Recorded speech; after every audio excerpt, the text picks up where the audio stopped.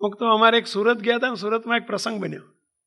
સુરતમાં એક કાકા આવ્યા મારી જોડે, મને કે સ્વામી મારે કાલ ખરેખરી થઈ કે જોવા જેવી થઈ. મેં કે શું થયું? આપણે સત્સંગી છે, મંદિર નહોતું, આપણે પેલું મંદિર થયા પહેલાં આપણે પેલી ત્યાં કામરેજ ત્યાં આપણું ત્યાંની વાત છે.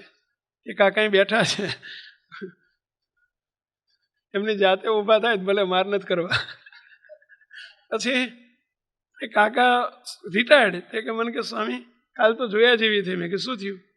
મને કે સ્વામી હું રોજ સ્વામી હું ચાલતો જાઉં, 1-1.5 કિલોમીટર ચાલતો ઘર થાય તે ઘરથી ચાલતો જાઉં દર્શન કરવા, પાછું ચાલતો ઘેર આવું. એમાં એક દાડો સ્વામી હું ફૂટપાથ ઉપર જ હાલું, પણ એક દાડો વળી નીચે હાલતો હતો અને વાયાથી મારો બેટો એક સાયકલવાળો જુવાનીઓ આવ્યો, તે સાયકલ લઈને મને પછાડ્યો, આગળ ભટકાડી મારી પાસે વાયા થઈને ભટકાડી. તે સાયકલ લઈને ભટકાડી સ્વામી હું તો પડ્યો ભૂ દઈને.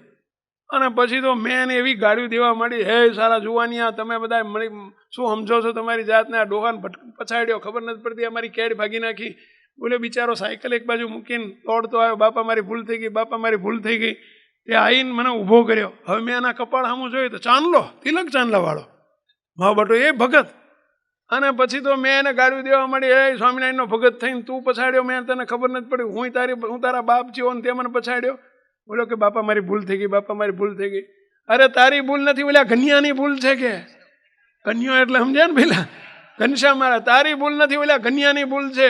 એ ઘનિયો એમ કહે છે કે મારી મરજી વિના રે કોઈથી તરુણું ના દોડાય. તો એ ઘનિયાને ભાન નથી પડતી. હું દર્શન કરવા નીકળ્યો હતો, ઓછો ફિલ્મ જોવા નીકળ્યો હતો કે સમજ્યા?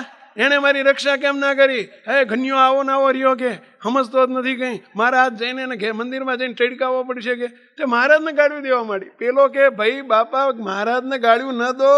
ત્યાં કે ના દઉં શું, એમને શું કહું તારે ગાળી ના દઉં તો કે સ્વામી હું આમ બોલતો હતો ને બરાબરનો ઉકળાયો હતો ને, ત્યાં પેલો જુવાનીઓ મને કે બાપા સાંભળો ભગવાને કેવી દયા કરે. શું મને પાડ્યો ને દયા કરી? કે અરે હું ટ્રકનો ડ્રાઈવર છું, રોજ ટ્રક લઈને લેલન ગાડી લઈને નીકળું છું, રોજ ટ્રક લઈને નીકળું છું. આજે પંચર પડ્યું હતું, ઘરના આંગણામાં ગાડી હતી ને પંચર પડ્યું હતું, હું પંચર વાળાને બોલાવવા સાયકલ લઈને નીકળ્યો.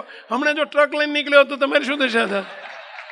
હા, એટલે ત્યાં પેલા બાપા મને કહેશો. પછી તો મેં તો એવી, હે મહારાજ, હે ઘનશ્યામ મહારાજ તમે બહુ દયા કરી, હે ઘનશ્યામ મહારાજ તમે બહુ દયા કરી.